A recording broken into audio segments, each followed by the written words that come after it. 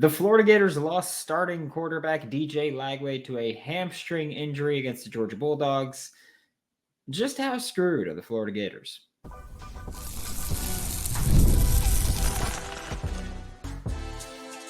You are Locked On Gators, your daily podcast on the Florida Gators. Part of the Locked On Podcast Network, your team every day. Hello and welcome back to another episode of Locked On Gators, part of Locked On Podcast Network, your team every day. Thanks for making Locked On Gators your first listen of the day every day. We are available daily and free wherever you listen to podcasts and on YouTube. Happy Monday. I am Brandon Olsen. Find me on Twitter at WNS_Brandon. Find all my written work with New York Giants on SI. You can start the season with a big return on FanDuel. New customers can place a $5 bet and you'll get started with $150 in bonus bets. If you win that first $5 bet, visit FanDuel.com to get started. Also, please remember to like and subscribe. But yeah, Florida Gators will be without DJ Lagway for at least a little bit of time, right? In the second quarter against the Georgia Bulldogs, DJ Lagway hurt his hamstring on the run, and we go to halftime. They interview Billy Napier on the way into the locker room, and Billy Napier says, hey, it's significant. We'll talk about that in a minute. But I wanted to touch on something here, because I know that I've seen people on social media. I'm on Twitter quite a bit. I've seen people on social media try to blame Billy Napier for calling the play where DJ Lagway ran and got injured. And so trying to say it's Billy Napier's fault for running DJ Lagway and DJ Lagway getting hurt. I want to make this abundantly clear. No. I mean, there's no other way to put it. No. I understand, you don't have depth at quarterback, and so you want to protect your quarterback. That doesn't mean to not call run plays, first off. Secondly, if you have a quarterback that can run and you actively tell him, hey, don't run, you're doing a disservice to your quarterback, your offense, and your entire team. So I don't care. Even when it was Anthony Richardson and people were talking about him not running, I firmly believe that was more of an Anthony Richardson decision than just a Billy Napier decision. So I really have no issue with DJ Lagway running. And even the injury that did happen, it looked like he was kind of trying to give himself up, but diving forward. And whatever happened, he got hurt on it. I will not fault Billy Napier for a quarterback getting hurt on a run play. I don't care, regardless of a designed run, anything like that. If you have a quarterback that can run and you do not use his legs, that is a disservice to your offense. So I don't fault Billy Napier for any of that. I will also say this. We'll touch on this for a minute. We spoke about it pretty extensively after the game.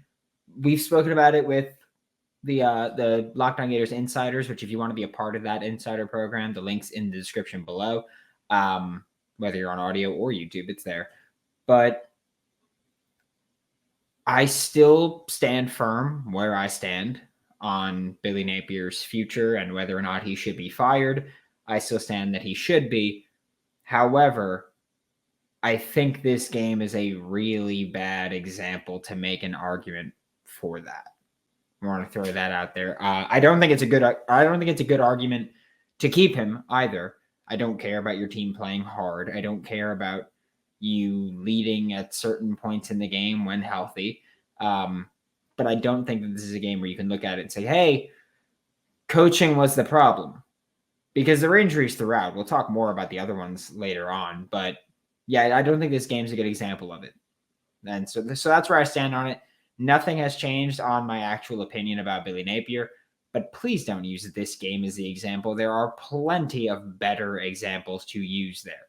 But going back to DJ Lagway, at halftime, Billy Napier was getting interviewed, and then they asked what happened, he said, oh, he's got a hamstring, which in Billy Napier talk, and in many coach talk, he's got a hamstring. It means that he hurt his hamstring. I don't know why he's got a hamstring. But he was asked a follow-up of, the significance of it.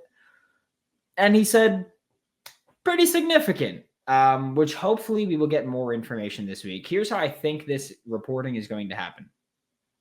If he's out for the year, I think that on Monday, so by the time you're listening to this, it may have already happened, but Monday at his press conference, he's going to be asked about it, of course. And if DJ Lagway is out for the year, he'll say he's out for the year, right? If DJ Lagway is not out for the year, or if DJ Lagway might be out for the year, but they don't have a definitive answer, you will probably hear, we'll have more information for you there on Wednesday night when the availability report comes out. What is it? 8:10 p.m.? 8:10 p.m. That's when you'll get more information about it. So that's how I view it shaking out when people ask about DJ Lagway's injury. And I do think it's important to talk about what if he's not out for the year, because I will say this also, regardless of if he's out for the year or comes back, he is not going to be 100% at any point for the remainder of the season. Just want to make that clear. If you've ever hurt your hamstring, let's say best case, he strained it, that's a thing that lingers. Like that's just a thing that's going to bother you for weeks. And especially if you are actively practicing and playing games, it's going to bother you for probably close to 2 months. It's a hamstring is a B word with a capital B. It's tough. If you've ever banged up your hamstring, then you know. So again, that's best case, it's strained. Still not a good situation to be in. But the rumor is that DJ Lagway, his initial reporting of the hamstring injury isn't as bad as what it actually, or sorry, that the initial reporting was worse, so that the injury is not as bad as initially reported. I'm curious to see what that means. Again, this is something where I don't care what any reporting is. I refuse to believe that he's going to be 100% at any point for the remainder of the season. And part of that's because there's 4 games left. Not much time, regardless of a bowl game. There's minimum 4 games left, maximum 5. But it was a crappy injury to happen, but it's also one of those injuries that continues to nag you for a very long time. So I don't look at it as something that's just going to be, oh, all of a sudden he's good to go, especially when he's someone that is an athlete. Like he's going to be running. If he was a quarterback that just stands in the pocket, stands and delivers all day, maybe. But even then, if I'm not mistaken, it was the left hamstring he went to grab, which the way that I think about it is he's going to be planting and driving off of that. And so I do think that would impact him, even as a passer. So let's say you go, all right, DJ, we're going to have you healthy. But you're going to play the game. You're going to be active. You're going to be a starting quarterback. We're just going to limit you to a lot of pocket stuff. You're going to work out of the gun almost exclusively, because even at a pistol, you got to turn around and do things. Nope. We're just going to work out the gun, and you can just hand off in front of you, let things happen. Even then, when he's trying to plant and drive a throw, don't think he's going to be able to plant as well. And while he's got the arm talent to deliver the ball to basically, I believe, anywhere on the field from an off-platform base, accuracy is not a consistent thing that he's got down yet. And we saw that against Georgia too. That's been a thing for him, is that he's not really getting down everything with passing. He's still a very good deep ball passer. He's still a good athlete. He's still got quite a bit of room to grow, which was always expected. DJ Lagway is not an amazing quarterback right now.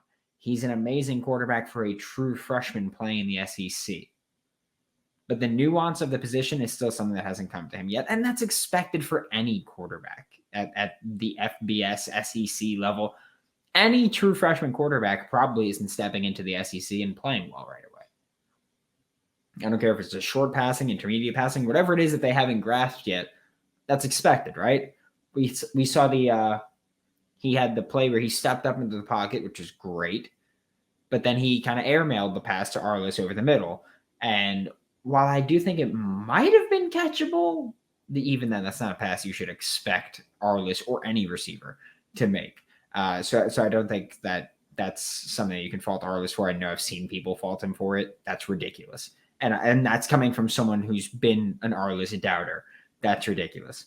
But so I do think that we have to talk about that leg where even if DJ does come back and DJ does play, he's going to be limited in some way, shape, or form for the remainder of the season. Again, let's say he misses Texas and LSU. Yeah, Texas and LSU, because then Ole Miss and Florida State. Let's say he's there for Ole Miss and Florida State. He's not going to be 100%. Don't care what anyone says. He can come out there and say, hey, I'm 100%. I don't believe it. That'd be a lie. Simple as that. His replacement was Aidan Warner, the redshirt freshman transfer quarterback. Redshirt freshman walk-on transfer quarterback from Yale. And we will talk about his performance next on Locked On Gators. Our friends over at 5 Hour Energy know that being a passionate football fan isn't just a hobby, it's a way of life. It takes a lot of energy to power through, first off, all-day tailgates, right? The game itself, then hopping online and joining us for the post-game live show that we do after every single game and that we will be doing after basketball games as well. Takes a lot of energy to do that, right? That's an all-day affair you've got. That's why they've created the Stand the Fan 5 Hour Energy Shot with a special flavor called Fan Fuel. The energy shot made just for super fans like us, the fans who are first in the parking lot and last to leave. So they see you. 5 Hour Energy sees you. 5 Hour Energy knows that no matter what team you root for, being a fan requires heart, soul, hell of a lot of energy. So whether you're prepping for the big tailgate, ironing your jersey, your game day to-do list is always a mile long. I know when I go to tailgate, I'm out there bright and early. Try to get there as early as possible, spend all day preparing for the game and then going. That's why the limited edition Stand the Fan 5 Hour Energy Shot's here to help you feel fueled throughout the season. So what's your fan fuel this week? Whatever it is, do it with a 5 Hour Energy, available on 5hourenergy.com and shipped nationwide. Thanks for making Locked On Gators your first listen of the day, every day. We are available daily and free wherever you listen to the podcast and on YouTube. And so Aiden Warner came in to be the Florida Gators quarterback after DJ Lagway got injured. And let's just talk about this, quarterback hierarchy, I guess we'll call it. To start the season, it was Graham Mertz, then DJ Lagway.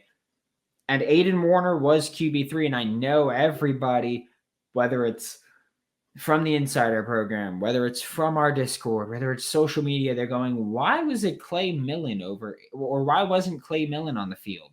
The Colorado State transfer quarterback. Why was it Aidan Warner? What happened with Clay Millen? Plain and simple, Aidan Warner beat out Clay Millen for the QB3 job.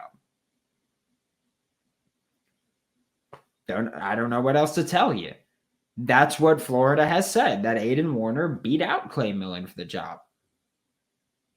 Okay, I'm not going to sit there and argue anything about it. I know what Clay Millen did at Colorado State. I know his efficiency numbers at Colorado State. I know the film at Colorado State.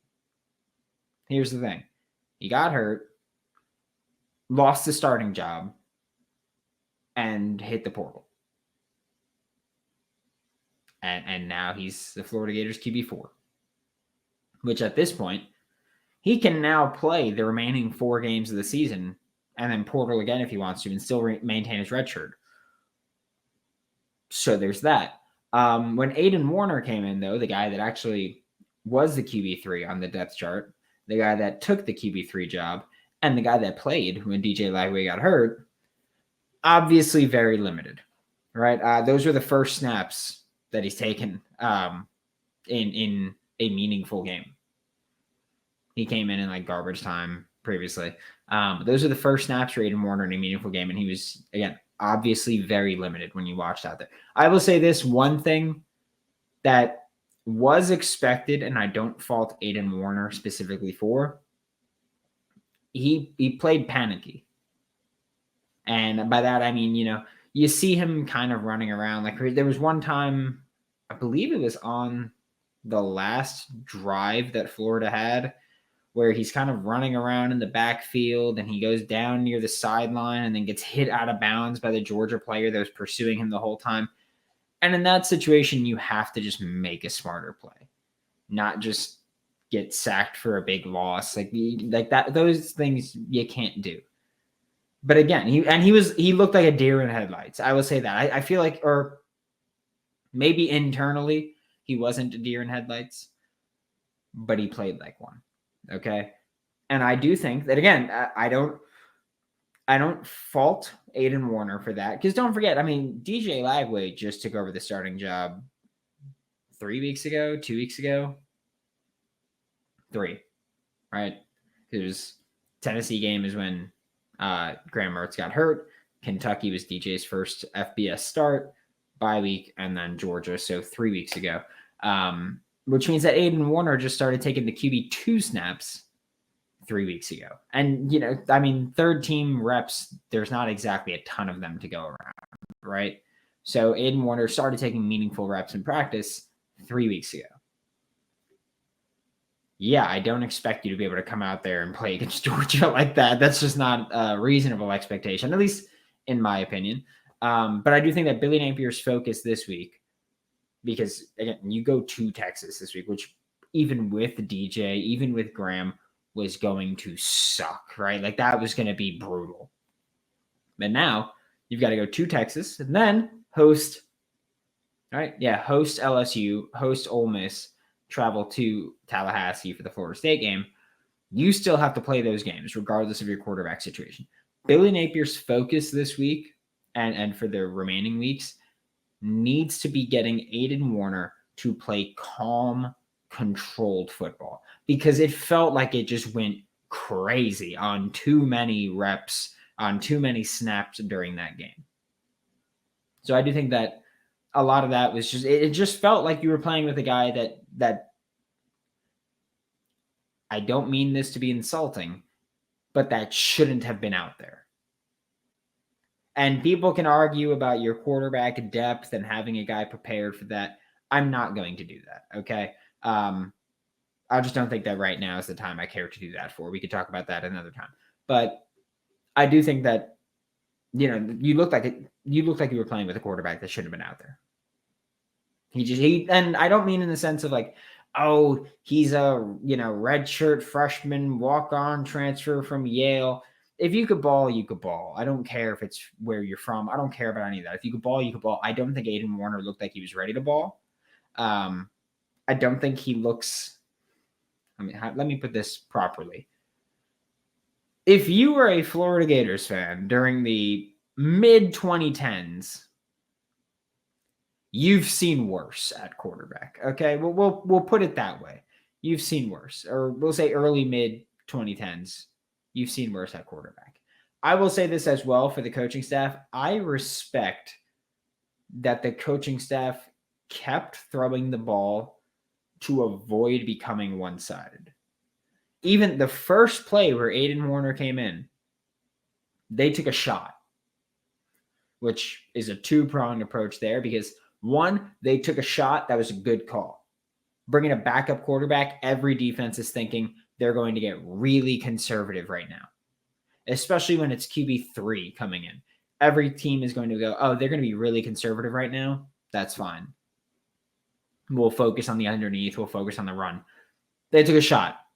So first prong of that, good call. I respect the call. I think that was a great call to take a deep shot first. However, the second part of that is that it was a terrible pass.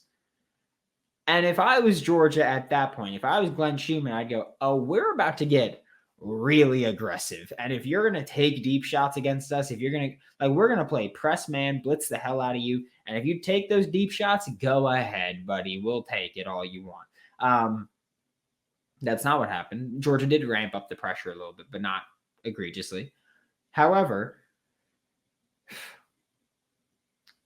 I respect Florida's coaching staff saying that we need to keep throwing the ball to avoid being one-sided to prevent Georgia from keying in on the run. However, I do think that they should have gone to the run more because it was working. Like, I don't think they should have been like, oh, Aidan Warner's at QB, run, tote. I don't think that you should have taken that approach. But I do think that you should have looked at it as, well, the run game is working, so keep doing it until they stop. Because what happened on the drive before halftime? You ran the ball, created a couple of explosive runs, and ended up getting a field goal from it. The touchdown drive that you tied the game with under 5 minutes remaining in the fourth quarter was also kind of a wake-up call, because it's like, hey, well, you could have been running more this entire second half. But instead, Aiden Warner had 22 dropbacks. 22 pass attempts, so not including when he scrambled or got sacked, which I believe he got sacked twice. So I do think that drive should have been a little bit of a wake-up call of like, hey, we could have been running more this whole time. And I do think, again, I don't want you to be one-sided, but if they're not stopping your run, I think you should run. It's as simple as that. So I respect not wanting to be one-sided, but I do think that you should have been running the football more because it was working. And when Georgia stops it, then you throw the ball more. So I think that for the remainder of the season, the receivers need to step up. Plain and simple. Aiden Mizell had the drop on the screen. You need those screens. Those need to be gimmies. Like, if you throw a receiver screen, you need to catch it. And Aiden Mizell had the drop because he started looking, or at least from our perspective on the broadcast angle, looked like he started looking upfield before he really looked the ball in, which is a common thing for the receivers do. And I'd rather have those be the kinds of drops you have instead of just brick hands, right? Elijah Badger not blocking on the screen that got Chimdike lit up. Elijah Badger, you need to be better there. Okay, you can't be lackadaisical. You can't be looking to the inside. If your job is block that guy, go block him. Don't look to the inside to see if he handed it off or if he's throwing it and then go to block. Block the damn defender. Because Chimdike got lit up and could have gotten seriously hurt because Chim catches the ball and gets popped. In fact, he got popped so hard, they threw a flag for targeting. They picked it up, but he got popped so hard that they initially were like, oh, that's targeting. That's how bad he got popped, because you didn't do your job. Be better. There's a simple rule with receivers that I love to go by, and I do believe that Billy Gonzalez goes by it as well. No block, no rock. Be better. Okay? Just need to throw that out. Receivers need to step up. Tight ends probably going to be more involved in the passing game for the remainder of the season. I would expect at least a bit. Go more 12 personnel, more effective running the ball, play action, roll to the flat, play action shot, whatever it may be. We are about to talk about the defense, which does deserve their flowers after that performance against the Georgia Bulldogs. Next on Locked On Gators. Get ready to tackle the NFL action with FanDuel, America's #1 sportsbook, because right now, new customers can bet $5 and get $150 in bonus bets if you win. The FanDuel Sportsbook app gives you everything you need to place live bets on the NFL all in one place. So when you get a hunch in the middle of the game, I don't know, what hit yesterday? Tyrone Tracy over 60 rushing receiving yards when they were just running the ball nonstop and finding success doing it, you can bet that and win. Just saying. This is at FanDuel.com to join today, and you'll get started with $150 in bonus bets if you win your first $5 bet. That's FanDuel.com. Never waste a hunch and make every moment more with FanDuel, an official sportsbook partner of the NFL. Thanks for making Locked On Gators your first listen of the day, every day. We are available daily and free wherever you listen to the podcast and on YouTube. And before we talk about anything else with the Florida Gators defense, we do need to talk about that. Oh my God, that was injuries galore in that game. Especially right after halftime, there was just that drive where everybody got hurt. And it's just some injuries. I also want to say this. I don't blame the field. Don't know if that makes sense, but I don't blame the field.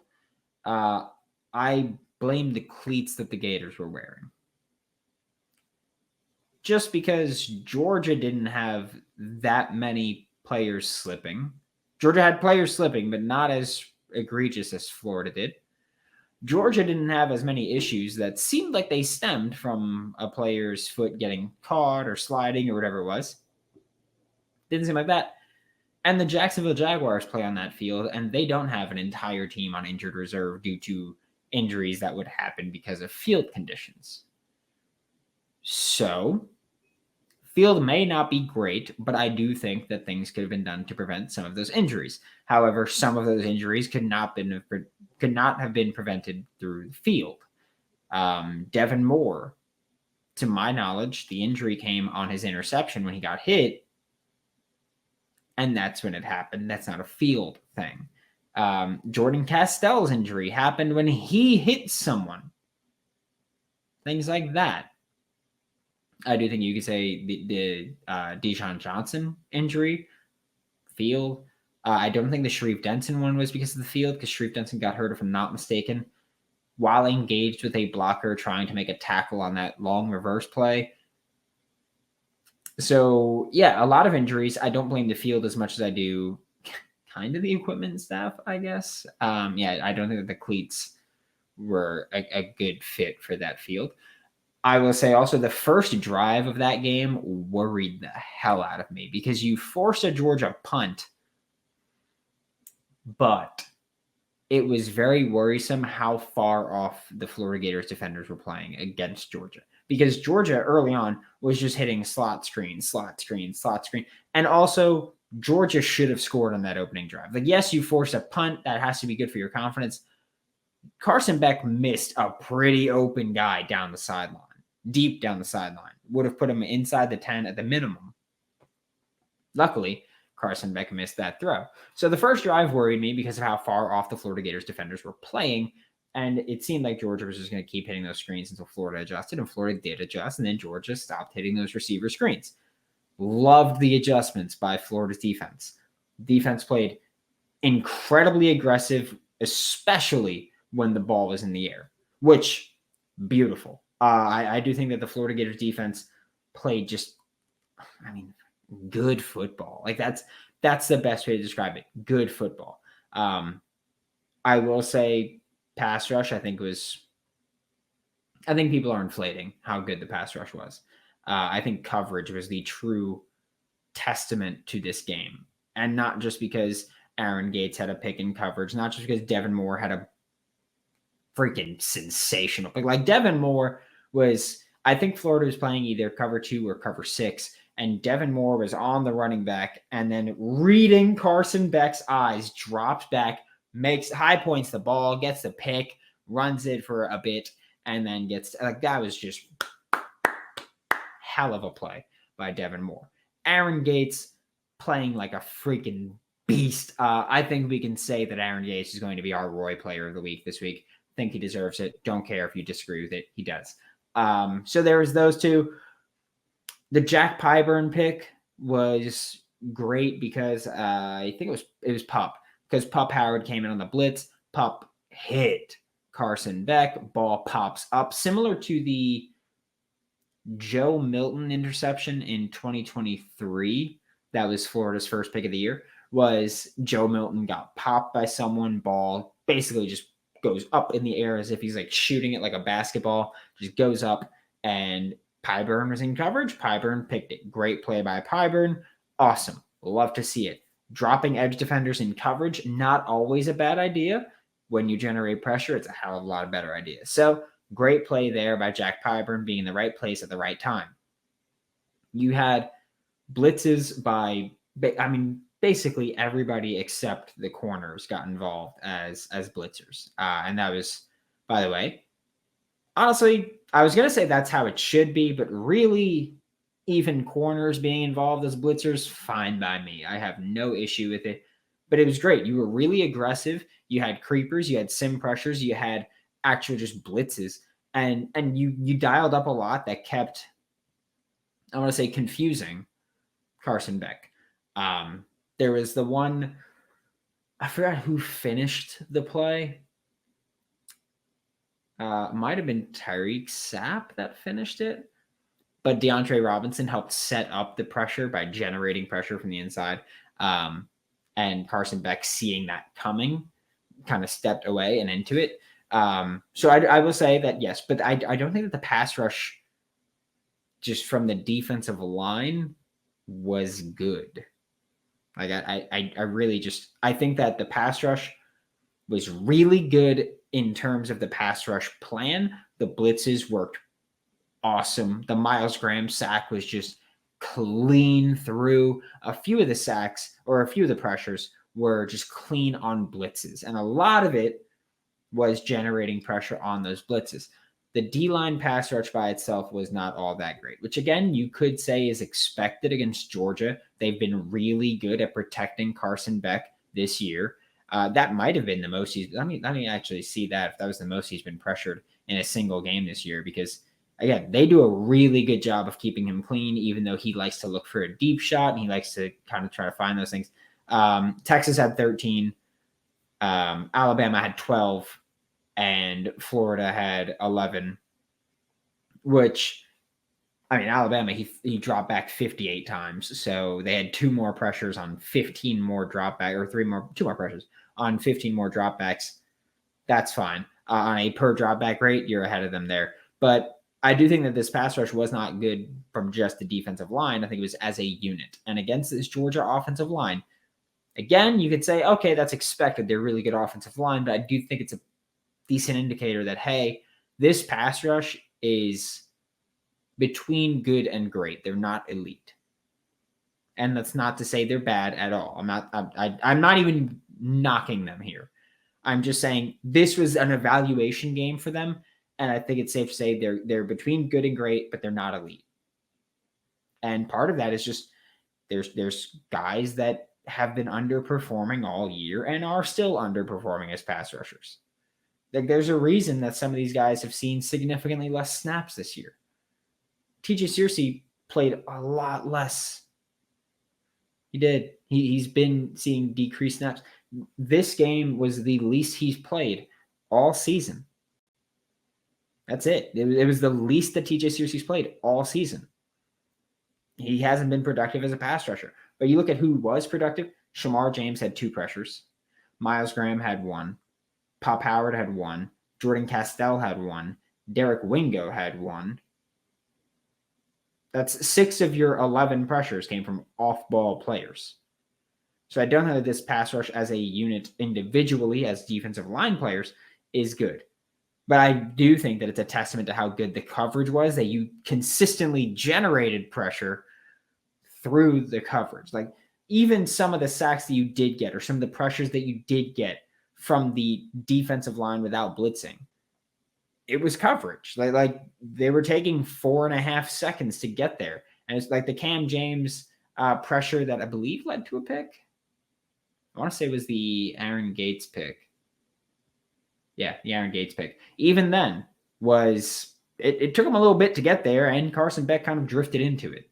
So I think this pass rush is between good and great. I err on the side of good, not elite. But I do think that this defense is working in sync. And that's, by the way, more important than just having a good pass rush or just having good coverage.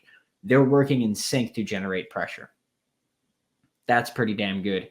And this is a defense that needs to be even better than the elite defense they've been over the past month, because now they don't have as explosive of an offense, which we will talk more about throughout the remainder of this week, because it's going to be a doozy for the rest of the season. For Locked On Gators, I am Brandon Olsen. Don't forget to follow me on Twitter at WNS_Brandon. Find all my written work with New York Giants on SI, and I'll see you all next time.